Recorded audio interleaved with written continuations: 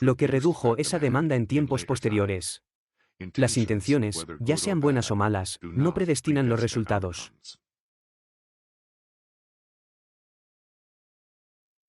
Capítulo 4. El mundo de los números. Al tratar de comprender las disparidades económicas y sociales, las estadísticas se utilizan a menudo tanto para transmitir la magnitud de esas disparidades como para tratar de establecer sus causas.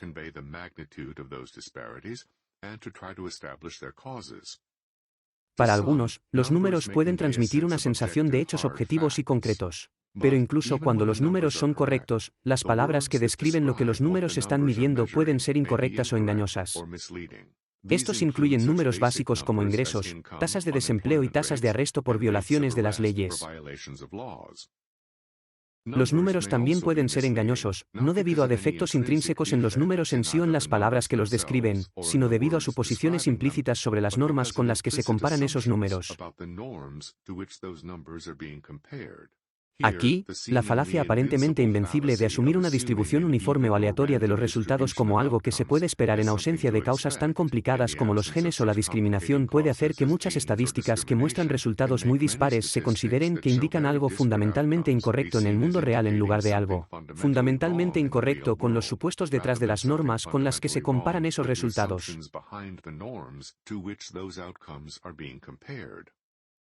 Ni la lógica ni la evidencia empírica proporcionan una razón convincente para esperar resultados iguales o aleatorios entre individuos, grupos, instituciones o naciones. Cuando se usan con conciencia de sus peligros, las estadísticas pueden ser enormemente valiosas para probar hipótesis en competencia sobre resultados dispares, pero las estadísticas pueden ser extremadamente engañosas cuando están distorsionadas por errores de omisión o errores de comisión.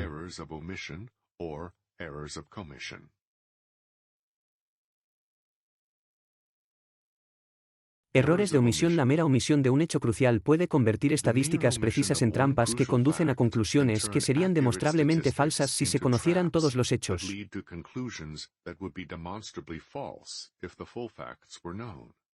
Esto sucede a menudo en comparaciones de diferentes grupos étnicos y diferentes clases de ingresos, entre otras comparaciones.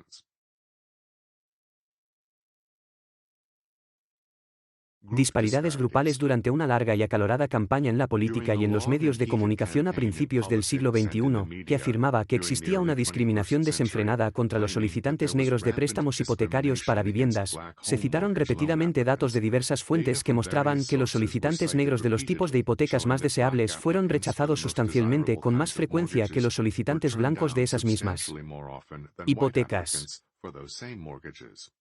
En el año 2000, por ejemplo, los datos de la Comisión de Derechos Civiles de los Estados Unidos mostraron que el 44,6% porcentaje de solicitantes negros fue rechazado para esas hipotecas, mientras que solo el 22,3% de los solicitantes blancos fueron rechazados. Estas estadísticas similares de otras fuentes desencadenaron denuncias generalizadas de prestamistas hipotecarios y demandas de que el gobierno haga algo para detener la discriminación racial desenfrenada en las instituciones de préstamos hipotecarios.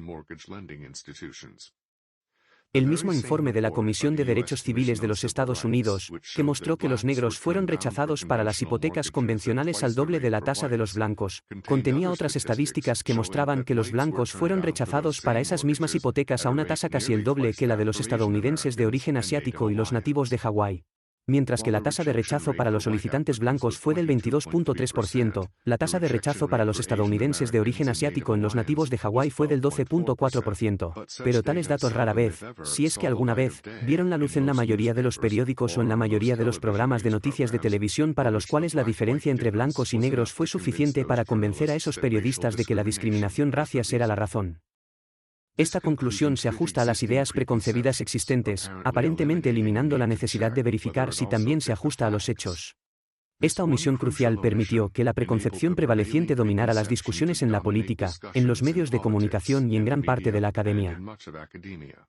Uno de los pocos medios de comunicación que incluso considera explicaciones alternativas para las diferencias estadísticas fue el Atlanta Journal-Constitution, que mostró que el 52% de los negros tenían puntajes de crédito tan bajos que calificarían solo para las hipotecas de alto riesgo menos deseables, al igual que el 16% de los blancos.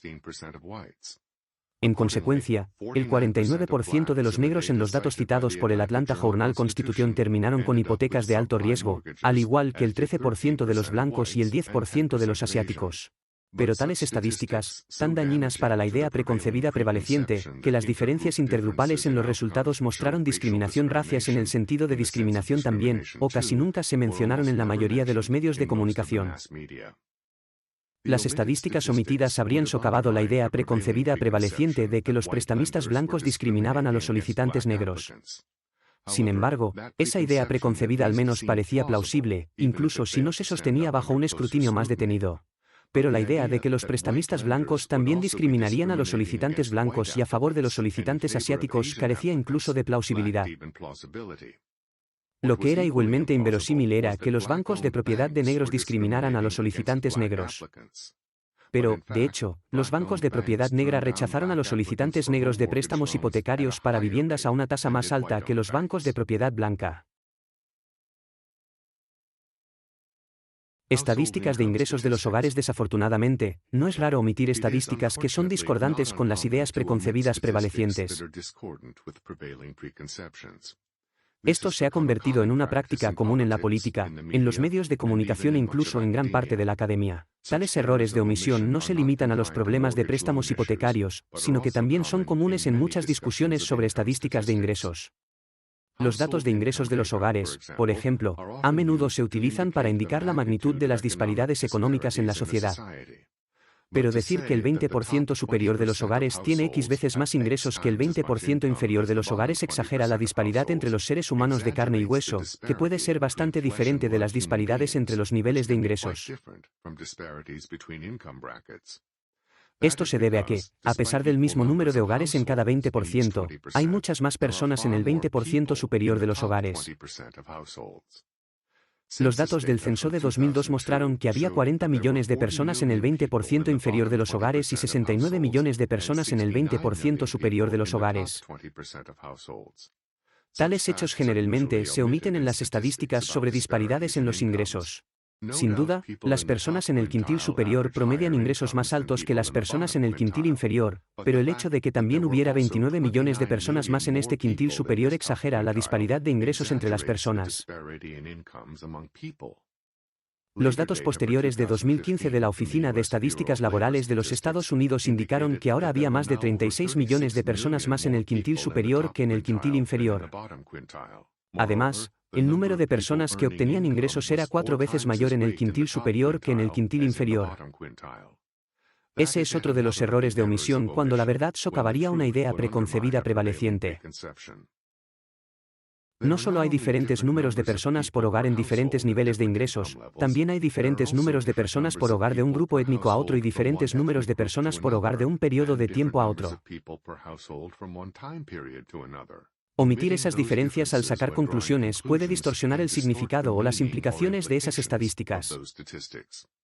Como señaló la Oficina del Censo hace más de medio siglo, el número de hogares ha aumentado más rápido que el número de personas. En resumen, los hogares estadounidenses tienden a contener menos personas por hogar a lo largo del tiempo, una tendencia que continúa en el siglo XXI. No solo hay familias más pequeñas en épocas posteriores, sino que más personas pueden vivir financieramente en sus propios hogares individuales en lugar de vivir con parientes o compañeros de cuarto o vivir como familias individuales o en pensiones a medida que los ingresos promedio aumentan de generación en generación. Cuando el ingreso por persona está aumentando en el mismo lapso de años en que el número promedio de personas por hogar está disminuyendo, eso puede llevar a estadísticas que indiquen que el ingreso promedio del hogar está disminuyendo, incluso si todos los ingresos individuales están aumentando. Por ejemplo, si el ingreso per cápita aumenta en un 25% en un lapso de años durante el cual el número promedio de personas por hogar disminuye de 6 a 4 personas, entonces 4 personas en el periodo posterior tienen tantos ingresos como 5 personas en el periodo anterior. Pero eso sigue siendo un ingreso menor que el que tenían 6 personas en el periodo anterior, por lo que el ingreso familiar promedio cae, estadísticamente, incluso si el ingreso por persona ha aumentado en un 25%. Las estadísticas de ingresos de los hogares pueden ser engañosas de otras maneras. Si 2 personas de bajos ingresos comparten un apartamento para que el costo del alquiler sea menos oneroso para cada uno, y si uno o ambos tienen un aumento en el salario, eso puede llevar a que un inquilino se mude a vivir solo en otro apartamento, y eso a su vez puede conducir a una caída en el ingreso familiar promedio. Si, por ejemplo, cada uno de los dos inquilinos tiene un ingreso de $20 un año y más tarde ambos alcanzan un ingreso de $30 un año, lo que lleva a que cada uno viva en un apartamento separado después, eso significará una caída en el ingreso familiar para estas personas de $40 un año a $30 un año. Ahora habrá dos hogares de bajos ingresos en lugar de uno, y cada hogar será más pobre que el que reemplazaron. Una vez más, un aumento en el ingreso individual puede reflejarse estadísticamente como una caída en el ingreso familiar. Dado que la mayoría de los ingresos se pagan a individuos en lugar de a hogares, y individuo siempre significa una persona, mientras que hogar puede significar cualquier número variable de personas, ¿por qué se usarían las estadísticas de ingresos de los hogares con tanta frecuencia en lugar de las estadísticas de ingresos individuales? Claramente, omitir las estadísticas de ingresos individuales y usar las estadísticas de ingresos de los hogares en su lugar es menos útil para alguien que busca la verdad sobre las diferencias económicas entre los seres humanos.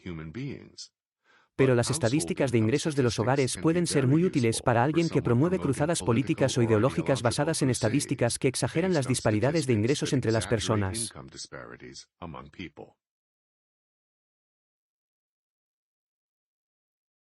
Tiempo y rotación. Otro factor que a menudo se omite o distorsiona en las discusiones sobre las disparidades de ingresos es la dimensión del tiempo. A menudo se habla de las personas en el 20% inferior como pobres, y si el ingreso en ese quintil no ha cambiado mucho en algún lapso de años, se puede decir que el ingreso de los pobres se ha estancado. Pero la gran mayoría de las personas que se encuentran inicialmente en el quintil inferior no permanecen allí de forma permanente. La mayoría de las personas en ese quintil inferior inicialmente es probable que se hayan ido en años posteriores precisamente porque sus ingresos no se han estancado y nuestra preocupación es por el destino de los seres humanos de carne y hueso, no por el destino de categorías estadísticas abstractas. Un estudio de la Universidad de Michigan que siguió a un grupo determinado de trabajadores estadounidenses de 1975 a 1991 encontró que el 95% de las personas que inicialmente se encontraban en el 20% inferior ya no estaban allí al final de ese periodo. Además, el 29% de los que inicialmente estaban en el quintil inferior subieron hasta el quintil superior, mientras que solo el 5% permaneció en el 20% inferior. Dado que el 5% del 20% es el 1%, solo el 1% de la población total muestreada constituyó a los pobres a lo largo de los años estudiados. Las declaraciones sobre cómo les fue a los ingresos de los pobres durante esos años se aplicarían solo a ese 1% de la gente. Distorsiones similares de la realidad ocurren cuando se ignora la dimensión del tiempo al hablar de las personas en los niveles de ingresos más altos, de quienes a menudo también se habla como si fueran una clase duradera de personas en lugar de transitorios en esos grupos, al igual que los pobres en los grupos inferiores. Por lo tanto, un ensayo del New York Times en 2017 se refirió a este quinto favorito en la parte superior de la distribución del ingreso como que ha recaudado desde 1979 una cantidad de ingresos mucho mayor que otros. Teniendo en cuenta la cantidad de rotación que hubo entre las personas en diferentes quintiles de 1975 a 1991, la suposición implícita de que había las mismas personas en el quintil superior durante el periodo aún más largo de 1979 a 2017 es una suposición asombrosa.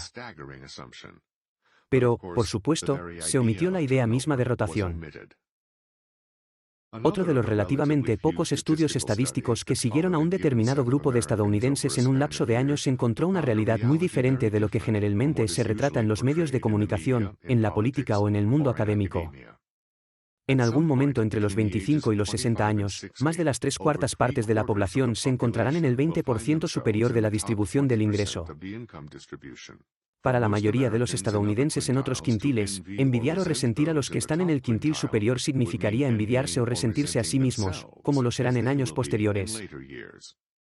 Llamar a las personas en grupos de ingresos particulares pobres o ricos supone implícitamente que son residentes duraderos en esos grupos, cuando de hecho la mayoría de los estadounidenses no permanecen en el mismo quintil de ingresos de una década a la siguiente. La tasa de rotación entre las personas en los tramos de ingresos más altos es incluso mayor que la de la población en general. Menos de la mitad de las personas en el tan discutido 1% superior en ingresos en 1996 todavía estaban allí en 2005. Las personas que inicialmente se encontraban en el 100% superior del 1% tenían una rotación aún más rápida, y las que tenían los 400 ingresos más altos del país se volcaron más rápido de todas. Estadísticas de delitos y estadísticas de arrestos. Algunas de las distorsiones más graves de la realidad a través de errores de omisión han involucrado omisiones bastante simples. Nadie necesita ser un experto en las complejidades de las estadísticas para ver a través de muchas falacias estadísticas, incluidas las basadas en omisiones simples. Pero requiere detenerse a pensar en los números en lugar de dejarse llevar por una combinación de estadísticas y retórica. Las estadísticas citadas en apoyo de las afirmaciones de que la policía apunta a los negros para los arrestos generalmente no van más allá de mostrar que la proporción de personas negras arrestadas excede en gran medida el aproximadamente 13% de la población estadounidense que es negra. Si alguien usara un razonamiento similar para afirmar que los árbitros de la NBA de la Asociación Nacional de Baloncesto tenían prejuicios raciales porque la proporción de faltas que los árbitros llaman contra jugadores negros en la NBA excede en gran medida el 13%, cualquier persona familiarizada con la NBA vería de inmediato la falacia porque la proporción de jugadores negros en la NBA excede en gran medida la proporción de negros en la población estadounidense.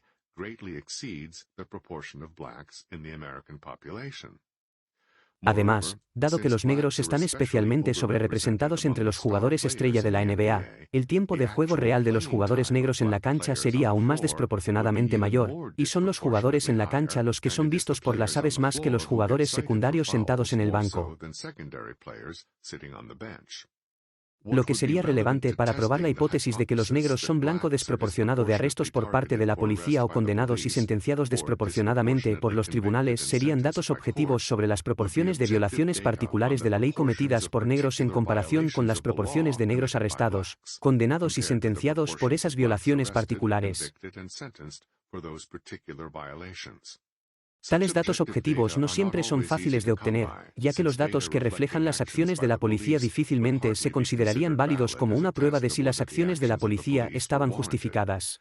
Sin embargo, hay algunas estadísticas particulares que son relevantes e independientes de las acciones de la policía. Las estadísticas de delitos más confiables y objetivas son las estadísticas de homicidios, ya que un cadáver difícilmente puede ignorarse independientemente de la raza de la víctima. Durante el tiempo que se han mantenido las estadísticas de homicidios en los Estados Unidos, la proporción de víctimas de homicidio que son negras ha sido un múltiplo de la proporción de negros en la población. Además, la gran mayoría de las víctimas de homicidio cuyos asesinos han sido encontrados fueron asesinados por otros negros, al igual que la mayoría de las víctimas de homicidio blancas fueron asesinadas por otros blancos. Dado que la tasa de homicidios entre los negros es un múltiplo de la tasa de homicidios entre los blancos, no es sorprendente que la tasa de arrestos de negros por homicidio también sea un múltiplo de la tasa de arrestos por homicidio entre los blancos. No tiene nada que ver con la proporción de negros en la población en general y tiene mucho que ver con la proporción de negros entre las personas que cometen un delito en particular. Otra violación de la ley que puede ser probada y cuantificada independientemente de la policía es conducir en exceso de los límites de velocidad de la carretera. Un estudio realizado por investigadores independientes de casi 40, los conductores en la autopista de peaje de Nueva Jersey que usaban cámaras de alta velocidad y un sistema de radar mostraron una mayor proporción de conductores negros que de conductores blancos que iban a exceso de velocidad, especialmente a las velocidades más altas. Este estudio que comparaba la proporción de negros detenidos por policías estatales por exceso de velocidad con la proporción de negros que realmente aceleraban no fue tan aceptado o incluso mencionado ni por los medios de comunicación ni por los políticos como otros estudios que comparaban la cantidad de negros detenidos por policías estatales por exceso de velocidad y otras violaciones con la proporción de negros en la población. Una vez más, los hechos específicos han sido derrotados por la presunción implícita de que los grupos tienden a ser similares en lo que hacen, de modo que las grandes diferencias en los resultados se tratan como sorprendentes, si no siniestras. Pero las diferencias demográficas por sí solas son suficientes para dar lugar a diferencias grupales en las infracciones por exceso de velocidad, incluso aparte de otras diferencias sociales o culturales. Las personas más jóvenes son más propensas a conducir a exceso de velocidad y los grupos con una edad media más joven tienen una mayor proporción de su población en los grupos de edad donde el exceso de velocidad es más común. Cuando diferentes grupos difieren en la edad media en una década o, en algunos casos, en 2 décadas o más, nunca hubo ninguna razón para esperar que diferentes grupos tuvieran la misma proporción de sus respectivas poblaciones acelerando o que tuvieran los mismos resultados en cualquier número de otras actividades que son más comunes en algunos grupos de edad que en otros. La omisión de datos sobre la proporción de negros o cualquier otro grupo racias involucrado en una determinada violación de la ley, a diferencia de la proporción de negros u otros en la población en general, es suficiente para permitir que los cargos de perfil racias prevalezcan políticamente a pesar de su inconsistencia con la lógica o la evidencia.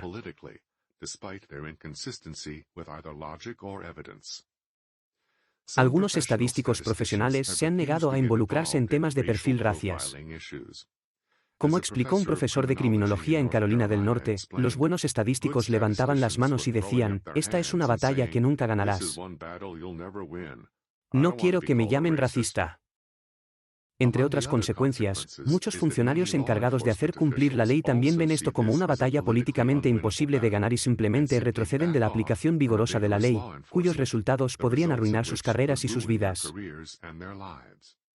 El resultado neto de la retirada de la policía es a menudo un aumento de la delincuencia de la que los residentes respetuosos de la ley en las comunidades negras son las principales víctimas. Algunas personas pueden pensar que están siendo amables con los negros al aceptar afirmaciones infundadas de discriminación racias por parte de la policía. Pero como dijo el distinguido erudito negro Sterling A. Brown hace mucho tiempo, la bondad puede matar tan bien como la crueldad y nunca puede tomar el lugar del respeto genuino.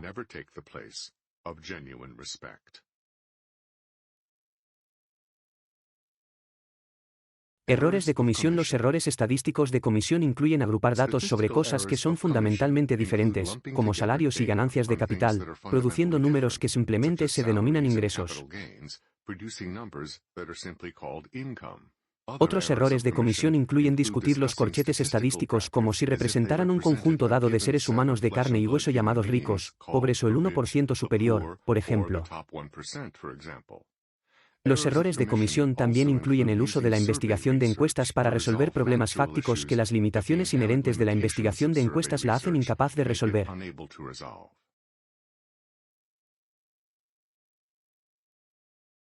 Ganancias de capital. Si bien las estadísticas de ingresos anuales para individuos evitan algunos de los problemas de las estadísticas de ingresos de los hogares, ambos conjuntos de estadísticas cuentan como ingresos.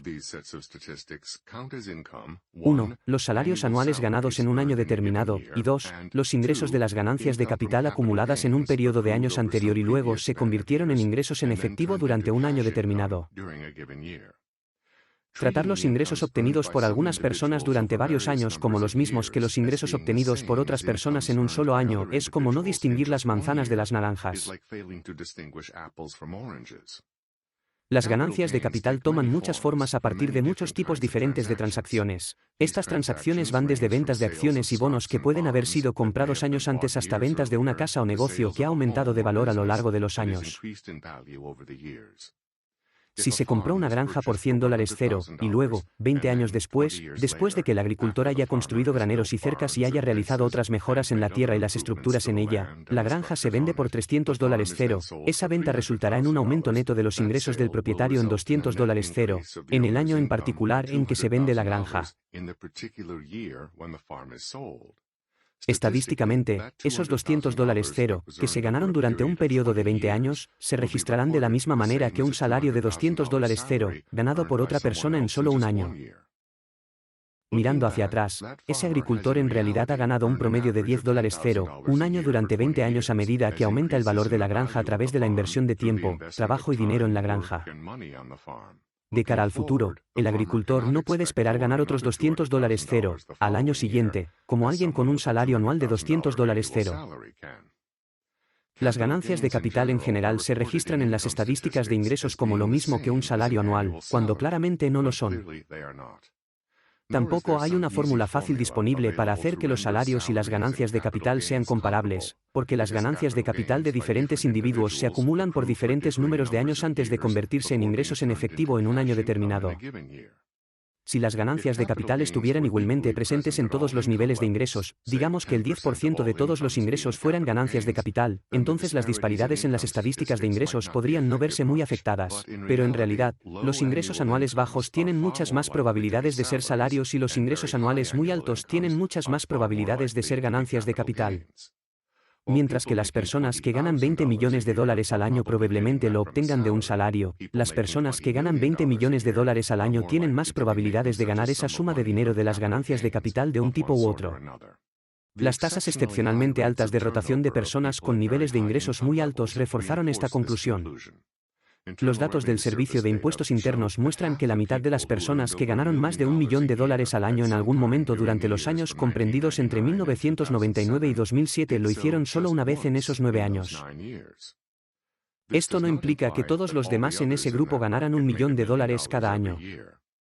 Otro estudio, también basado en datos fiscales, mostró que entre los estadounidenses con los 400 ingresos más altos del país, menos del 13% estaban en ese grupo muy alto más de 2 veces durante los años de 1992 a 2000. Los ingresos más altos suelen ser ingresos muy transitorios, lo que refuerza la conclusión de que se trata de ganancias de capital transitorias en lugar de salarios duraderos.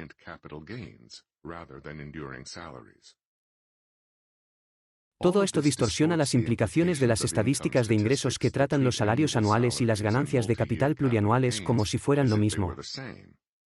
Hable de cuánto recibe el 10% o el 1% superior de los ingresos de un país, como si se tratara de un conjunto determinado de personas cuando, debido a una alta rotación en los tramos de ingresos altos, puede haber miles de personas en los 400 primeros durante solo una década. Cuando los ingresos recibidos por miles de personas se informan estadísticamente como si fueran ingresos recibidos por cientos de personas, eso es una exageración de varias veces de las disparidades de ingresos.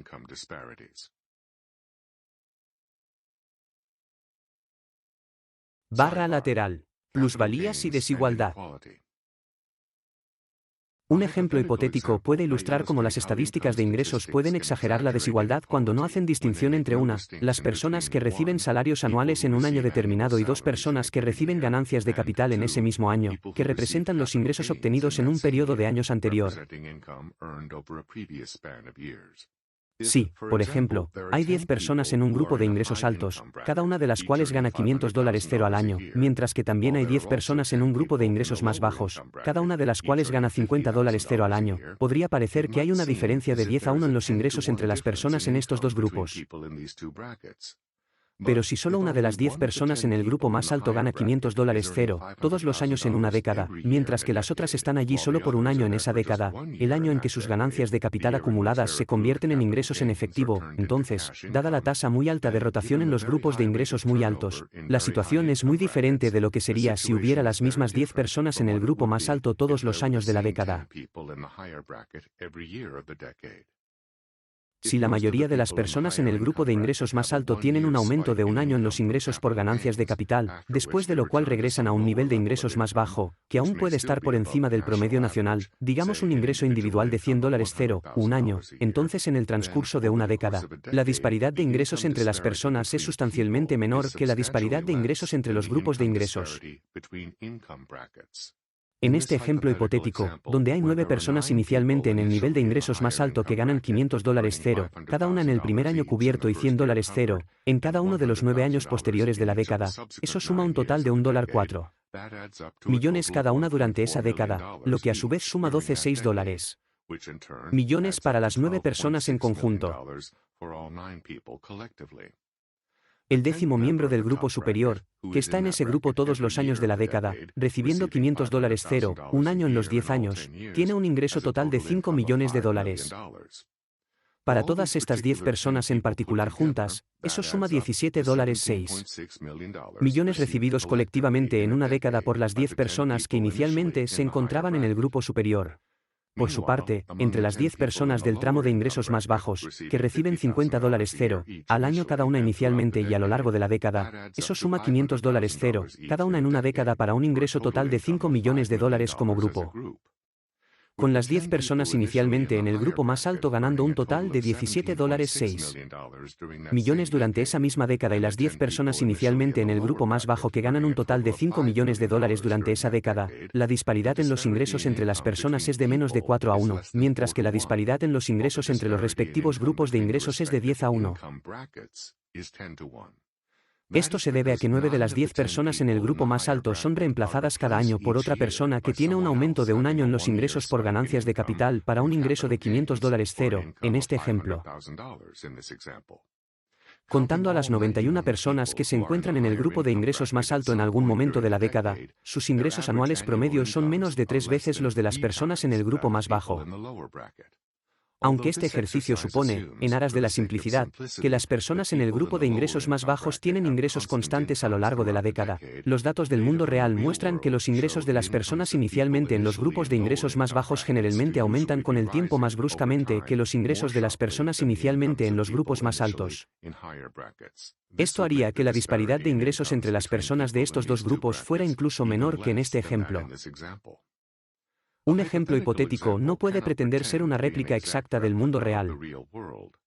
El punto es simplemente ilustrar cómo, bajo alguna aproximación de estas condiciones, las disparidades entre los niveles de ingresos pueden ser mucho mayores que las disparidades entre los seres humanos de carne y hueso reales.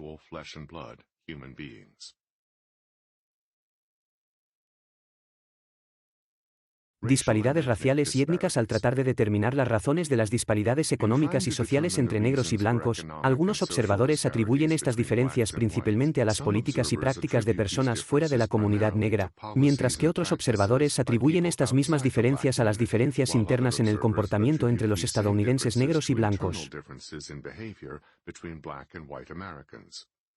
Para tratar de resolver este problema, el sociólogo William Julius Wilson se basó en gran medida en las estadísticas de las encuestas de opinión. Estas encuestas, según el profesor Wilson, muestran que casi todos los residentes del gueto, estén empleados o no, apoyan las normas de la ética laboral. En una encuesta, menos del 3% de los encuestados negros de las zonas censales de pobreza de los guetos negaron la importancia del trabajo duro para salir adelante en la sociedad, y el 66% expresó la opinión de que es muy importante. Después de admitir que las encuestas no son la mejor manera de llegar a las actitudes y valores subyacentes, el profesor Wilson, sin embargo, presenta como una refutación de las percepciones de los medios de comunicación sobre los valores y actitudes de las clases bajas en los guetos del centro de la ciudad el hecho de que los residentes en los vecindarios del gueto del centro de la ciudad en realidad respaldan verbalmente en lugar de socavar los valores estadounidenses básicos con respecto a la iniciativa individual. A pesar de la confianza de William Julius Wilson en las encuestas de opinión para refutar las afirmaciones de que los residentes del gueto tienen valores culturales diferentes a los de la población estadounidense en general, no existe una correlación necesaria entre lo que la gente dice y lo que hace. Una encuesta de personas de bajos ingresos realizada por investigadores de la Universidad de Columbia mostró que el 59% consideraba que comprar bienes a crédito era una mala idea. Sin embargo, la mayoría de las familias utilizan el crédito para comprar bienes duraderos importantes. La diferencia entre los resultados de la encuesta y las realidades demostrables también fue señalada por el autor de Hillbilly Elegy. En una encuesta reciente de Gallup, los sureños y del Medio Oeste informaron las tasas más altas de asistencia a la iglesia en el país. Sin embargo, la asistencia real a la iglesia es mucho menor en el sur. También encontró que otra encuesta que indicaba que los blancos de clase trabajadora trabajaban más horas que los blancos con educación universitaria era demostrablemente falsa. Los que hicieron la encuesta llamaron y preguntaron a la gente qué pensaban. Lo único que demuestra el informe es que muchas personas hablan de trabajar más de lo que realmente trabajan. Si alguien sin pretensiones de ser un erudito académico pudiera ver la tenue relación entre los resultados de la encuesta y las realidades de la vida, es difícil entender por qué el profesor Wilson se basó en las encuestas para decidir un tema tan crucial como las fuentes internas o externas de las diferencias raciales en los resultados socioeconómicos.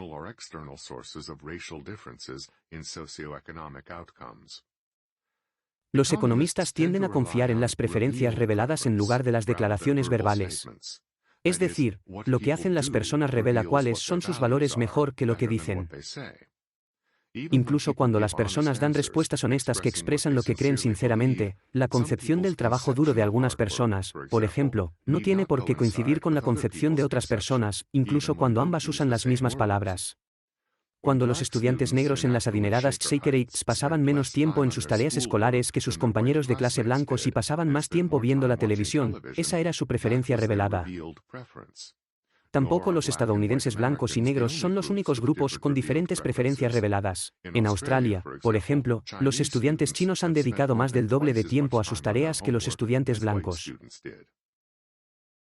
¿Cuán sorprendidos deberíamos estar de que los estudiantes asiáticos en general tienden a tener mejores resultados académicos que los estudiantes blancos en general en sociedades predominantemente blancas como Australia, Gran Bretaña o los Estados Unidos? El mismo patrón se puede ver entre naciones enteras, ya que países asiáticos como Japón, Corea y Singapur también muestran patrones de trabajo duro por parte de sus estudiantes y resultados académicos en pruebas internacionales que colocan a estos países muy por encima de la mayoría de las naciones occidentales. Las estadísticas compiladas a partir de lo que la gente dice pueden ser más que inútiles si llevan a creer que esos números transmiten una realidad en la que se puede confiar para tomar decisiones serias sobre políticas sociales. Por cierto, la alta correlación entre la cantidad de trabajo que los diferentes grupos dedican a su educación y la calidad de sus resultados no es un buen augurio para las teorías del determinismo genético. Cuando encontramos alguna raza cuyos estudiantes perezosos obtienen resultados educativos superiores a los resultados de los estudiantes trabajadores en otras razas, esto sería evidencia que respalda esa hipótesis, pero dicha evidencia no parece estar disponible.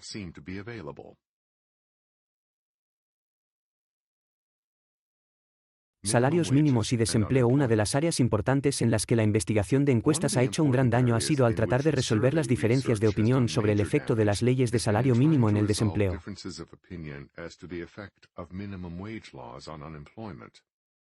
Los defensores de las leyes de salario mínimo argumentan que tales leyes aumentan los ingresos de los pobres, mientras que los críticos argumentan que estas leyes hacen que más pobres estén desempleados porque los trabajadores de bajos ingresos tienden a ser trabajadores con pocas habilidades y /o poca experiencia laboral, por lo que los empleadores consideran que vale la pena emplearlos solo con salarios bajos. A pesar de la abundancia de estadísticas detalladas sobre el desempleo, esta controversia se ha desatado durante generaciones. Parte del problema es que, como hemos visto en otros contextos, la mayoría de los que se llaman pobres no son residentes permanentes en los grupos de bajos ingresos, al igual que otras personas son residentes permanentes en otros grupos de ingresos. La mayoría de las personas a las que se les paga el salario mínimo son trabajadores jóvenes y, por supuesto, no permanecen jóvenes a lo largo de los años. Entonces, cuando la gente dice, como dijo una vez el senador Ted Kennedy, que los trabajadores con salario mínimo han esperado casi 10 largos años por un aumento, no están hablando de un conjunto dado de seres humanos, sino de una categoría estadística que contiene una mezcla de personas en constante cambio. Debido a que los jóvenes suelen tener, casi por definición, menos experiencia como trabajadores, su valor para un posible empleador tiende a ser menor que el valor de los trabajadores más experimentados en la misma línea de trabajo. Algunos jóvenes pueden adquirir valiosas habilidades laborales a través de la educación, pero la educación también lleva tiempo, y las personas envejecen con el paso de ese tiempo. A menudo, lo que los trabajadores más jóvenes e inexpertos adquieren de un trabajo de nivel de entrada es principalmente el hábito de presentarse todos los días y a tiempo y el hábito de seguir instrucciones y llevarse bien con los demás. Pero por simples que parezcan estas cosas, la ausencia de estos requisitos previos puede negar cualquier otra cualidad buena que pueda tener un trabajador joven. Después de haber adquirido experiencia laboral en algún trabajo simple de nivel de entrada, la mayoría de los jóvenes principiantes pasan a otros trabajos donde la experiencia laboral de algún tipo puede ser un requisito previo para ser contratados. Las altas tasas de rotación de empleados, que a veces superan el 100% por año, son comunes en muchos trabajos de nivel inicial en negocios minoristas o restaurantes de comida rápida. Estos trabajos son escalones para otros trabajos con otros empleadores, aunque algunos observadores llaman falsamente trabajos de nivel de entrada trabajos sin salida. Si los trabajadores de hecho permanecieran permanentemente en dichos trabajos, que generalmente no tienen una escalera de ascensos automática, esos trabajadores de hecho estarían en trabajos sin salida. Pero cuando se ha descubierto que el promedio de permanencia de los empleados de los supermercados es de 97 días, claramente ese no es el caso. Como la mayoría de las cosas en una economía de mercado, los trabajadores inexpertos y no calificados tienen más demanda a un precio más bajo que a un precio más alto. Las leyes de salario mínimo basadas en lo que a las partes de tercero les gustaría que se les pagara en lugar de basarse en la productividad pueden costar a los trabajadores no calificados un puesto de trabajo. Este análisis económico tradicional ha sido desafiado por los defensores de las leyes de salario mínimo, y los datos de investigación de encuestas han sido una parte importante de ese desafío. En 1945, el profesor Richard Alester de la Universidad de Princeton envió cuestionarios a los empleadores preguntándoles cómo responderían a los mayores costos laborales. Sus respuestas, que no estaban en la línea del análisis económico tradicional, convencieron al profesor Lester de que el análisis económico tradicional era incorrecto o no aplicable a las leyes de salario mínimo. Sin embargo, lo que el análisis económico tradicional busca hacer es predecir los resultados económicos, no predecir cómo las personas responderán los cuestionarios. Además, los resultados no son solo el fruto de creencias o intenciones, como hemos visto en las discusiones sobre los costos de la discriminación. Décadas después del desafío del profesor Lester al análisis económico tradicional, otros economistas, también en Princeton, volvieron a desafiar el análisis económico tradicional sobre la base de la investigación de encuestas, aunque esta vez encuestando a los mismos empleadores antes y después de un aumento del salario mínimo y preguntando cada vez cuántos empleados tenían. Las respuestas convencieron a los economistas de Princeton de que el aumento del salario mínimo no había reducido el empleo. Por lo tanto, ellos y sus partidarios declararon que el análisis tradicional era un mito. Otros economistas hicieron críticas devastadoras a las conclusiones del economista de Princeton que desafiaron tanto la precisión de sus estadísticas como la lógica de sus conclusiones. Pero incluso si las estadísticas del economista de Princeton fueran precisas, eso aún no abordaría la debilidad clave de la investigación de encuestas en general, que es que solo se puede encuestar a los sobrevivientes. Y lo que puede ser cierto para los sobrevivientes no tiene por qué ser cierto para otros en las mismas circunstancias que no sobrevivieron en esas circunstancias particulares. Un ejemplo hipotético extremo puede ilustrar el punto que es aplicable en situaciones menos extremas. Si desea determinar si jugar a la ruleta rusa es peligroso y lo hizo a través de la investigación de encuestas, puede enviar cuestionarios a todas las personas que se sabe que han jugado a la ruleta rusa, pidiéndoles información sobre sus resultados. Después de que se devolvieron los cuestionarios y se tabularon las respuestas, la conclusión de estas estadísticas podría ser que nadie resultó dañado en absoluto, a juzgar por las respuestas en los cuestionarios que se devolvieron. No todos los cuestionarios habrían sido devueltos, pero eso no es infrecuente en la investigación de encuestas. Basando sus conclusiones en los datos estadísticos de esta investigación, bien podría concluir que había descubierto el mito de que jugar a la ruleta rusa era peligroso. Este es el tipo de resultado que puede obtener cuando solo puede encuestar a los sobrevivientes. El profesor George J. Stigler, en una crítica de la investigación de encuestas del profesor Lester no mucho después de la Segunda Guerra Mundial, señaló que, por lógica paralela, se puede demostrar mediante una investigación actual de la salud de los veteranos en 1940 y 1946 que ningún soldado resultó herido de muerte. En el caso de los estudios de salarios mínimos, si todas las empresas de una industria fueran idénticas, cualquier reducción de empleo resultante de la imposición de un salario mínimo o del aumento de un salario mínimo existente aparecería como una reducción de empleo en todas las empresas. Pero en el caso más habitual, donde algunas empresas de una industria determinada son bastante rentables, otras son menos rentables y otras luchan por sobrevivir, el desempleo resultante de un salario mínimo puede expulsar a algunas empresas en dificultades de la industria y reducir el número de sus reemplazos ahora que los costos laborales son más altos y las ganancias más problemáticas. Las únicas empresas que pueden ser encuestadas para obtener sus datos de empleo, tanto antes como después de que se impusiera o aumentara el salario mínimo, son las empresas que estuvieron allí en ambos periodos de tiempo, es decir, las sobrevivientes. Si ha habido una disminución neta en el número de empresas, el empleo en estas empresas supervivientes no tiene por qué haber disminuido en absoluto, independientemente de una disminución del empleo en la industria en su conjunto. Las empresas encuestadas son como las personas que sobrevivieron jugando a la ruleta rusa, que bien puede ser una mayoría en ambos casos, aunque no una mayoría indicativa. Empíricamente, un estudio del efecto de los salarios mínimos sobre el desempleo en los restaurantes en el área de la Bahía de San Francisco encontró que el efecto principal fue a través de algunos restaurantes que cerraron y redujeron la cantidad de nuevas empresas que ingresaron para reemplazarlos. Los restaurantes que cerraron fueron principalmente restaurantes con una calificación de menor calidad.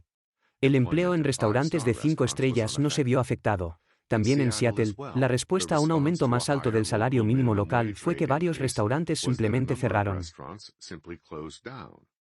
Un estudio publicado por la Oficina Nacional de Investigación Económica midió el empleo por horas de trabajo, así como por el número de trabajadores empleados y concluyó que la ordenanza sobre el salario mínimo redujo los ingresos de los empleados de bajos salarios en un promedio de $125 por mes en 2016.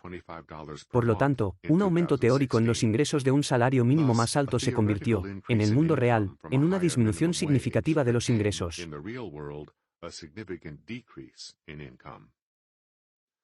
Otro problema al tratar de determinar el efecto de una ley de salario mínimo en el desempleo es que la proporción de la fuerza laboral directamente afectada por un salario mínimo a menudo es pequeña. Por lo tanto, el desempleo entre esa fracción de la fuerza laboral puede verse abrumado por las fluctuaciones en la tasa de desempleo entre el mayor número de otros empleados que los rodean. Esto es un problema menor en situaciones en las que la mayoría de los empleados ganan un salario lo suficientemente bajo como para verse afectados directamente por una ley de salario mínimo, pero es poco probable que los restaurantes de 5 estrellas tengan adolescentes sin experiencia que entreguen comida a las mesas de sus clientes, incluso si restaurantes como McDonald's o Burger King a menudo tienen adolescentes que entregan comida sin receta a sus clientes. Las formas alternativas de evaluar el efecto de un salario mínimo en el desempleo incluirían la recopilación de datos restringidos solo a los tipos de trabajadores inexpertos y no calificados directamente afectados, como los adolescentes. Ya hemos visto en el capítulo 2 cómo las leyes de salario mínimo afectan tanto el desempleo de los adolescentes en general como las disparidades raciales en las tasas de desempleo de los adolescentes. Otra forma más de evaluar el efecto de las leyes de salario mínimo en el desempleo sería recopilar datos de desempleo en lugares y épocas en las que no ha habido leyes de salario mínimo para que estas tasas de desempleo puedan compararse con las tasas de desempleo en lugares y épocas en las que ha habido leyes de salario mínimo, especialmente cuando estas han sido sociedades comparables o, idealmente, la misma sociedad en la misma época, con y sin una ley de salario mínimo.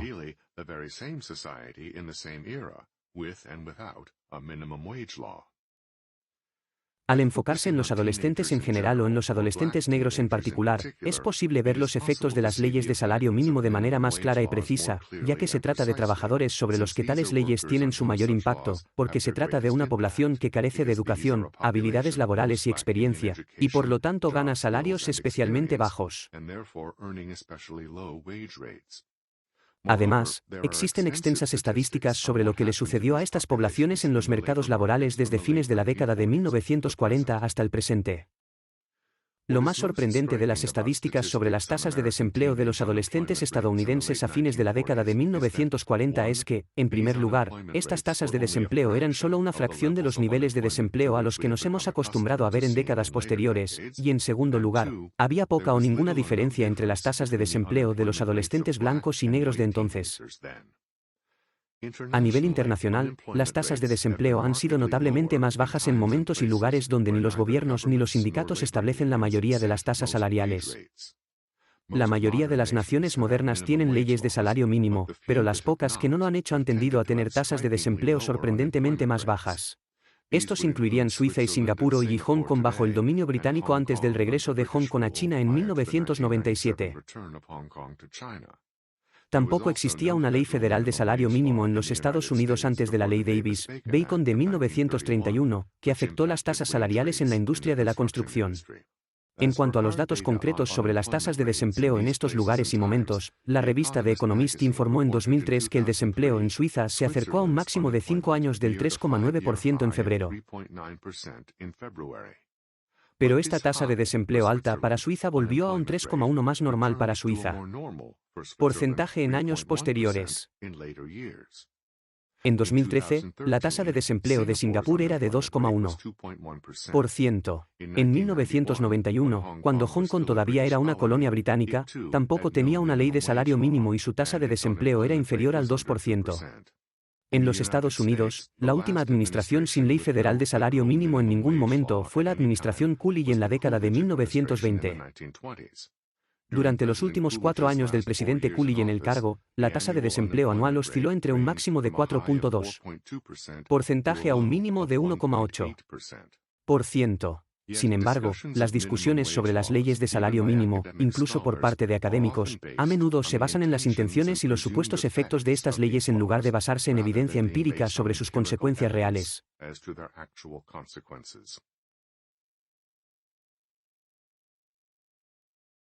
Implicaciones en la cuestión más amplia de los errores estadísticos en general, ya sean errores de omisión o de comisión. Estos errores a menudo parecen apoyar una visión social particular. Esto sugiere la posibilidad de que la búsqueda de una causa social pueda afectar la forma en que la causalidad se percibe o se presenta a los demás. Sin embargo, incluso en ausencia de tales preocupaciones, el énfasis en el análisis estadístico complejo en economía y otros campos, por muy valioso o incluso vital que pueda ser en muchos casos, puede llevar a pasar por alto preguntas simples pero fundamentales sobre si los números en los que se basan estos análisis complejos están midiendo de hecho lo que parecen estar midiendo o afirman estar midiendo.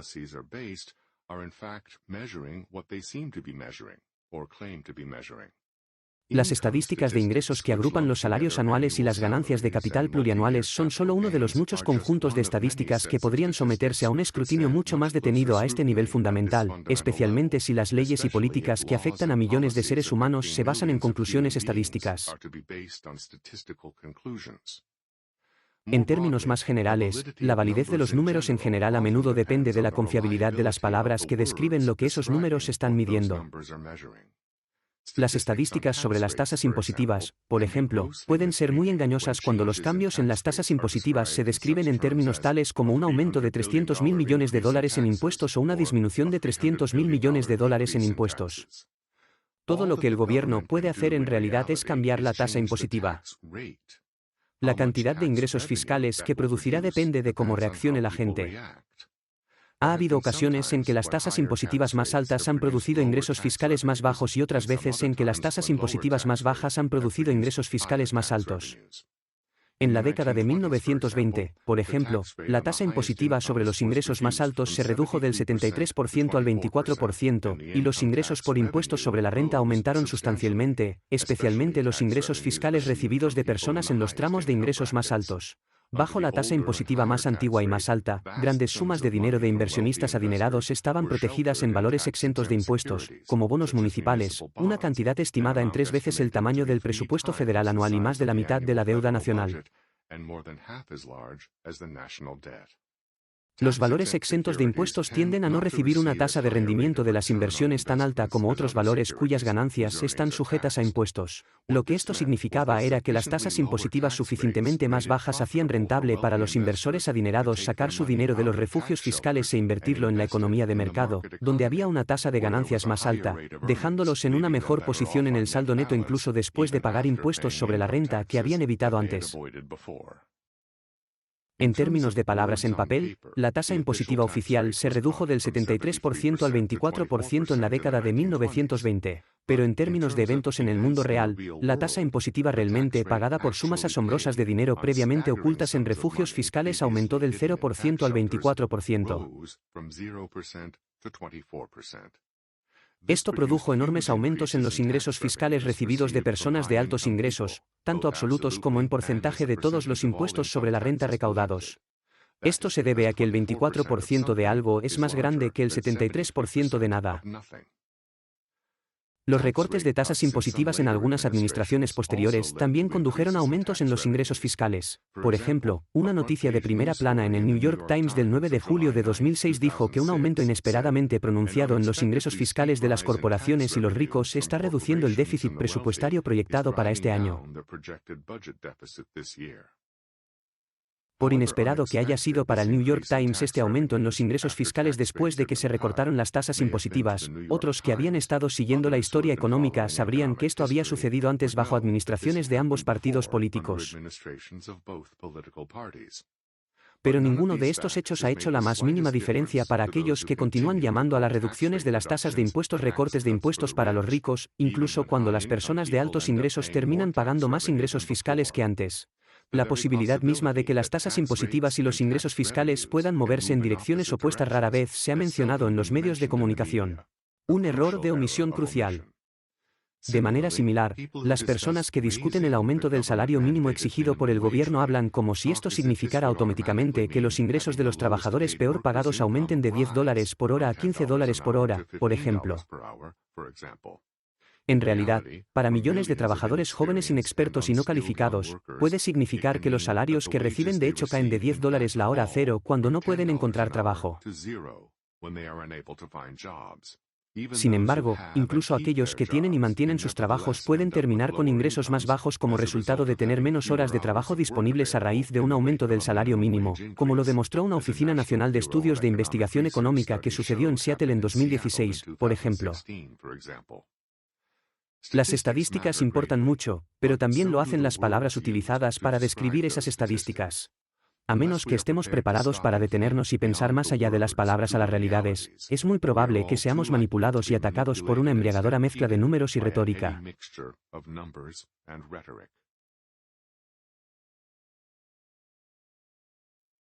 Capítulo 5: Visiones sociales y consecuencias humanas.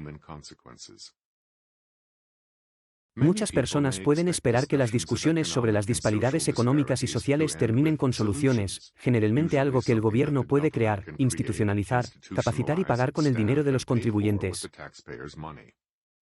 El objetivo aquí es completamente diferente. Nunca ha habido escasez de personas ansiosas por elaborar planos para dirigir la vida de otras personas. Pero cualquier solución, por válida que sea a partir de un momento dado en condiciones dadas, está sujeta a obsolescencia en algún momento posterior en condiciones cambiadas. La esperanza aquí es que la aclaración sea menos perecedera y se pueda aplicar tanto a los problemas existentes relacionados con las disparidades económicas y sociales como a los nuevos problemas relacionados con el mismo tema que seguramente surgirán con el paso del tiempo. Dadas las limitaciones de la profecía, el punto aquí es tratar de proporcionar suficiente aclaración para permitir que otros tomen sus propias decisiones sobre las inevitables afirmaciones y contrademandas que seguramente surgirán de aquellos que promueven sus propias nociones o sus propios intereses.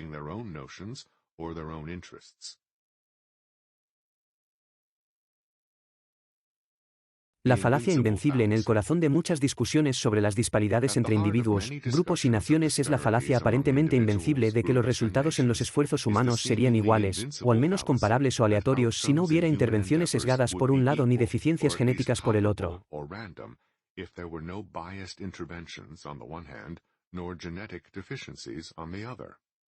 Esta preconcepción, que abarca el espectro ideológico, desafía por completo la lógica y la evidencia empírica de todo el mundo y de milenios de historia registrada. Como se señaló en el capítulo 1, los requisitos previos individuales para el éxito en diversos esfuerzos pueden distribuirse más o menos normalmente como en una curva de campana, pero eso no significa que la presencia de todos los requisitos previos simultáneamente también se distribuirá normalmente. Ya sea entre los seres humanos o en la naturaleza, las distribuciones altamente sesgadas de los resultados con múltiples requisitos previos han sido comunes en todo el mundo. Sin embargo, persiste la falacia de que las distribuciones sesgadas de ingresos, empleo y otros resultados sociales muestran discriminación o deficiencias genéticas. La especie humana se puede dividir y subdividir de muchas maneras por raza, sexo, edad, orden de nacimiento o por los diferentes entornos geográficos en los que las personas han vivido. Los pueblos costeros en comparación con los pueblos de Inglaterra, los pueblos de montaña en comparación con los pueblos que viven en los valles de los ríos, y así sucesivamente. Entre todas estas subdivisiones y otras, las grandes disparidades en los resultados han sido la regla, no la excepción. El ingreso real per cápita que alcanzó Gran Bretaña en 1880 no fue alcanzado por España hasta 1960 y por Portugal hasta 1970. Y en estas fechas posteriores, el ingreso real per cápita tanto en España como en Portugal no era la mitad que en la Gran Bretaña contemporánea.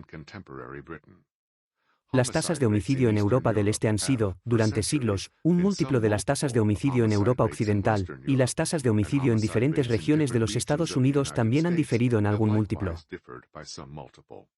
Sin embargo, Gran Bretaña no tenía poder para suprimir el desarrollo económico de España o Portugal, al igual que Europa Occidental no tenía poder para aumentar la tasa de homicidios en Europa del Este.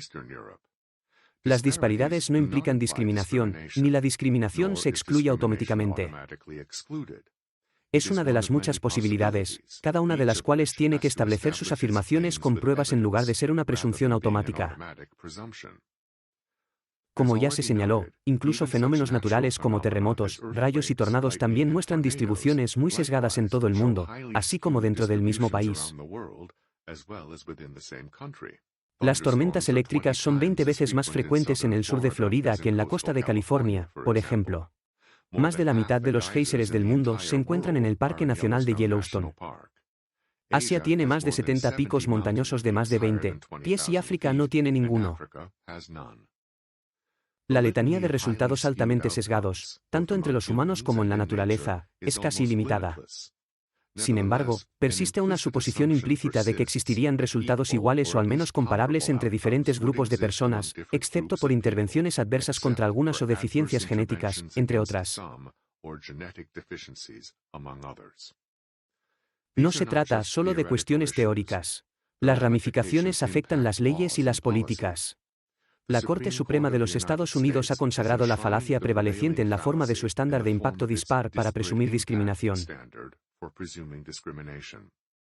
Sin embargo, las diferencias de edad medias entre los grupos que varían en una década o décadas son suficientes para impedir la representación proporcional en ocupaciones que requieren largos años de experiencia o la vitalidad física de la juventud, incluso si todos los grupos fueran absolutamente idénticos en todos los demás aspectos además de la edad.